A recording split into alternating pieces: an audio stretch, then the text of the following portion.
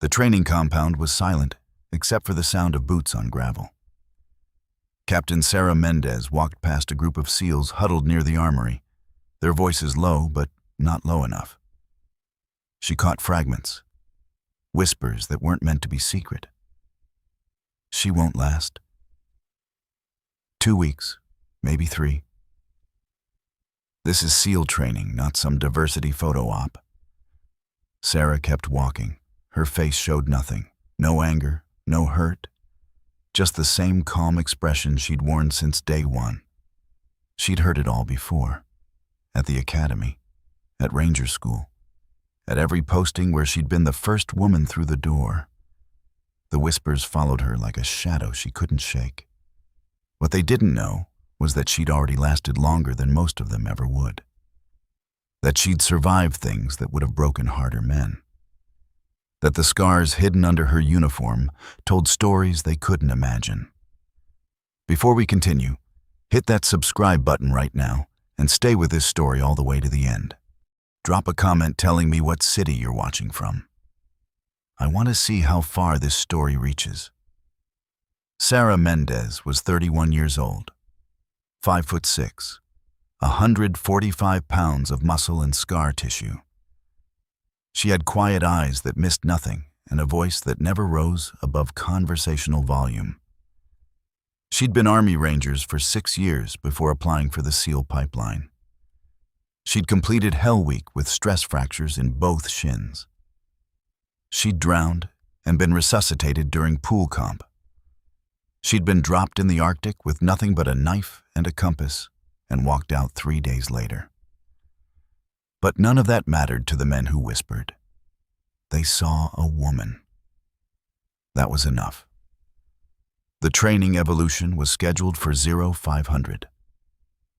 Mountain warfare, full combat load, 60-pound ruck, live fire exercises in terrain that had killed men before. The mission parameters were simple. Insert at the valley floor, reach the ridgeline, extract on the far side. 12 miles of vertical hell in under 8 hours.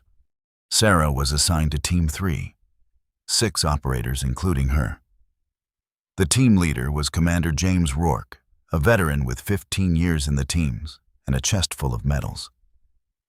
He looked at Sarah the way a man looks at a problem he hasn't figured out how to solve yet. "You good to go, Mendez?" he asked as they geared up. "Yes, sir."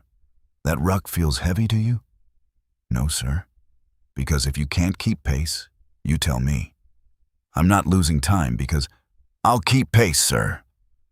Rourke held her gaze for a moment, then nodded. The other 4 men on the team said nothing, just checked their weapons and pretended she wasn't there. They inserted at 0500 exactly. The valley was dark, the mountains looming like black teeth against a gray sky. The air was thin and cold. Sarah could see her breath. She adjusted her ruck, felt the weight settle across her shoulders and hips, and started moving. The first 2 hours were brutal. Steep inclines, loose rock, sections where they had to climb using hands and feet, rifles slung across their backs. Sarah stayed in the middle of the formation, never falling behind, never complaining. Her legs burned. Her lungs screamed. She ignored both. At the 3-hour mark, they stopped for a water break. The men were breathing hard, sweat soaking through their uniforms despite the cold. Sarah drank from her Camelback and scanned the ridgeline above. Something felt wrong. The birds had gone quiet. The wind had shifted. "Sir," she said quietly to Rourke, "I don't like this terrain. Too many choke points. If someone wanted to ambush us, this would be the place." Rourke looked at her, then at the terrain, then back at her. "This is a training evolution, Mendez. There's no enemy force." "Yes, sir, just saying." One of the other SEALs, a guy named Martinez, laughed. "Relax, Boots. Nobody's shooting at us today." Sarah said nothing. But she didn't relax. She kept scanning, kept listening. They started moving again. Another hour of climbing. The trail narrowed to a ledge barely 3 feet wide, a sheer drop on one side, vertical rock on the other. They moved single file. Rourke in front, Sarah third in line. That's when the shooting started. The first rounds came from above. Sharp cracks echoing off the rocks. Not aimed to kill.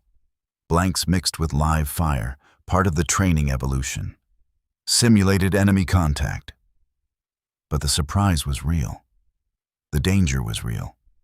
One wrong step on this ledge, and you fell 200 feet onto rocks. "Contact!" Rourke shouted. "Up high! Move! Move! Move!" The team scattered, looking for cover where there wasn't any. Sarah pressed herself against the rock wall, her rifle coming up. She spotted the shooters. 3 of them on a ledge 100 meters up. Instructors with blanks, simulating a Taliban ambush. Then something went wrong. Behind her, she heard a shout, then a scream. She turned and saw Martinez go down. Not from gunfire. His foot had slipped on loose rock. He'd fallen hard, his ankle twisted at an ugly angle. He was trying to stand, but the weight of his ruck pulled him backward toward the edge. "Man down!" someone shouted. Sarah moved without thinking. She dropped her rifle, lunged forward, and grabbed Martinez by his kit just as he started to slide over the edge. Her fingers closed on nylon webbing. She pulled, hard. Her boots scraped on rock. For a second she thought they were both going over. Then she got her weight back, pulled him away from the drop, dragged him against the wall. Martinez was gasping, his face white with pain. "My ankle. I can't walk." The simulated gunfire continued. Blanks cracking overhead. The training evolution didn't stop for injuries unless they were life-threatening. That was the whole point. Rourke was 20 feet ahead, pressed behind a boulder. "Mendez, can he walk?" Sarah checked Martinez's ankle, already swelling, possibly broken. "Negative, sir." "Then leave him. We'll send medics back." Sarah looked at Martinez, looked at the ledge, looked at the 200-foot drop. If they left him here and he passed out from pain, he could slide right off. "Negative, sir. I'm staying with him." "That's not the mission, Mendez." "I'm not leaving him, sir," Rourke swore. But he didn't argue. The team kept moving, laying down suppressing fire on the shooters above. Sarah stayed with Martinez. But then it got worse. Another SEAL, a kid named Porter, took a hit. Not a blank, a ricochet. A training round that fragmented off the rock and caught him in the leg. Real blood, real wound. He went down hard, screaming. Now they had 2 casualties, and the team was already 100 meters ahead, pushing toward cover. Sarah made a decision. She stripped off her ruck, grabbed Martinez under the arms. "This is going to hurt. I need you to stay conscious." "What are you doing?" "Getting you out of here." She pulled him up, got him into a fireman's carry, 190 pounds of man and gear across her shoulders. Her legs nearly buckled. Every muscle in her body screamed. She took a step, then another. Porter was 10 feet away, clutching his leg, blood seeping between his fingers. "I can't carry you both," Sarah said. "But I'm not leaving you. Can you move at all?" Porter's face was gray with pain. "I can crawl, then crawl. Follow me. I'll come back for you." She started moving, Martinez across her shoulders. Each step was agony. Her knees threatened to give out. The ruck she'd carried for 3 hours had felt like nothing compared to this. A human body shifted and squirmed. Dead weight that fought gravity with every step. The ledge seemed endless. 200 meters to where the trail widened and there was actual cover. 200 meters that might as well have been 200 miles. Behind her, Porter was crawling. She could hear him grunting with effort. Above her, the simulated gunfire continued. The instructors weren't letting up. This was the test. This was what separated the ones who made it from the ones who didn't. Sarah's vision started to tunnel. Her breath came in ragged gasps. Her legs were shaking. 60 meters to safety. Then 50, then 40. Martinez was mumbling something. She couldn't make it out over the sound of her own heartbeat pounding in her ears. 30 meters. Her left knee buckled. She caught herself. Kept moving. 20 meters. She could see Rourke and the others now. They'd reached cover and were looking back at her. One of them started to move toward her. Rourke grabbed his arm, held him back. This was her test. They all knew it. 10 meters. Her body was shutting down. Everything hurt. Her shoulders felt like they were separating from her body. Her spine was compressed. Her legs were rubber. 5 meters. She made it to cover and collapsed. Martinez rolled off her shoulders. Medics appeared from nowhere, the training cadre who'd been watching the whole time. They went to work on Martinez and Porter. Sarah couldn't move. She lay on the cold rock, gasping, every muscle in her body trembling. She thought she might vomit, thought she might pass out. Rourke appeared above her. His face was unreadable. "You disobeyed orders." She couldn't speak yet, just nodded.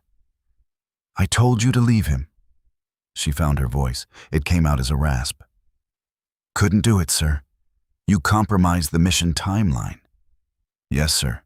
Rourke was quiet for a long moment. Then he did something unexpected. He held out his hand. Sarah took it.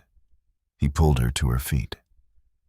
"That was the stupidest, most reckless thing I've seen in 15 years of doing this job," he said. Then his expression changed. Something like respect flickered in his eyes. It was also one of the bravest. The training evolution continued, but Sarah was done. The medics insisted. She'd pushed her body past safe limits. They needed to check for stress fractures, muscle tears, spinal compression. She sat in the medical tent while a corpsman examined her. Through the canvas walls she could hear voices, the same SEALs who'd whispered about her that morning. "Did you see that?" She carried Martinez the whole way. Had to be 200 meters. And then went back for Porter. Rourke said she didn't hesitate. Just did it. The whispers were different now. 3 days later, Sarah was cleared to return to training. Her back was bruised. Her shoulders were a mess. But nothing was broken. She showed up at 0500 for the next evolution. The team was already there. When she walked in, Martinez was sitting on a bench. His ankle in a cast, he stood up awkwardly, balancing on crutches. "Mendez," he said, "I need to say something." The room went quiet. "I was one of the guys who said you wouldn't last. I didn't think you belonged here. I thought you were a diversity hire, a political statement, someone who'd wash out in a week." He paused. "I was wrong. You saved my life out there. You didn't have to. You could have followed orders and left me. But you didn't." Sarah didn't know what to say. "You would have done the same." Martinez shook his head. "I'd like to think so, but I don't know. What I do know is that I trust you now, completely. And if I ever go into a real fight, I want you on my team." The other men nodded, even the ones who'd been the loudest with their doubts. Rourke stepped forward. "Mendez, in my 15 years as a SEAL, I've seen a lot of operators. Some were strong, some were smart, some were tough. The best ones were all three. But the ones who really matter, the ones you want next to you when everything goes to hell, are the ones who won't leave you behind, no matter what. You proved that out there." "No, held out his hand again. This time, it wasn't to help her up. It was a handshake between equals. Sarah took it. The training continued. Week after week. Evolution after evolution. Sarah never asked for special treatment. Never expected the standards to be lowered. She met every requirement. Exceeded most of them. When she finally graduated, she was the first woman to earn the SEAL Trident. But more than that, she'd earned something harder to get. The respect of the men she'd served beside. The ceremony was small. Family and team members only. When the trident was pinned to her uniform, Sarah didn't smile, didn't cry, just stood at attention, the same calm expression she'd worn from the beginning. Afterward, Rourke found her outside the building. The sun was setting over the ocean, turning the water gold and red. "How does it feel?" he asked. Sarah thought about the question. Thought about every whisper she'd heard, every doubt, every moment she'd wanted to quit and pushed through anyway. Every time someone had told her she didn't belong. "Like the beginning," she said, "not the end." Rourke nodded. "Good answer, because this is just the start. The real work comes next." "I know. They're still going to doubt you. Every new team you join, every new mission, you're going to have to prove yourself over and over again." "I know," Sarah said again. "And you're okay with that?" She looked at him. "I've been proving myself my whole life, sir. I'm used to it." Rourke smiled. "I believe you." He turned to go, then stopped. "For what it's worth, you've got nothing left to prove to me, or to anyone who was in that valley." He walked away. Sarah stood there as the sun sank lower. She thought about Martinez, about Porter, about the 200 meters of rock ledge that had felt like the longest distance she'd ever traveled. About the moment when her body had wanted to quit and her will had refused. She thought about all the women who'd come before her, the ones who'd fought for the right to serve, the ones who'd been told no and kept pushing anyway, the ones who'd opened doors that had been locked for generations. And she thought about the ones who'd come after, the girls who'd see her story and know that the whispers didn't matter. That doubt was just noise. That the only thing that mattered was whether you could do the job when it counted. A voice called her name. Her family was waiting inside. There would be photos, congratulations, celebration. But for one more moment, Sarah stood alone, looking at the ocean. Feeling the weight of the trident on her chest, she'd earned it, every ounce of it. And she was just getting started. Strength isn't about proving the doubters wrong. It's about doing what needs to be done regardless of whether anyone believes you can. The whispers don't matter. The skepticism doesn't matter. What matters is the moment when everything is on the line, and you have to choose between the easy path and the right one. Between following orders and following conscience. Between leaving someone behind and carrying them home. That's where character is forged. Not in success or recognition or acceptance, but in the choice to keep going when everything in you wants to stop. To carry the weight when it seems impossible. To refuse to leave anyone behind, no matter the cost. The people who truly belong in the hardest places aren't the ones who never doubted themselves. They're the ones who doubted and did it anyway. Who heard the whispers and proved them wrong not with words, but with actions that couldn't be denied. That's not just strength. That's courage in its purest form.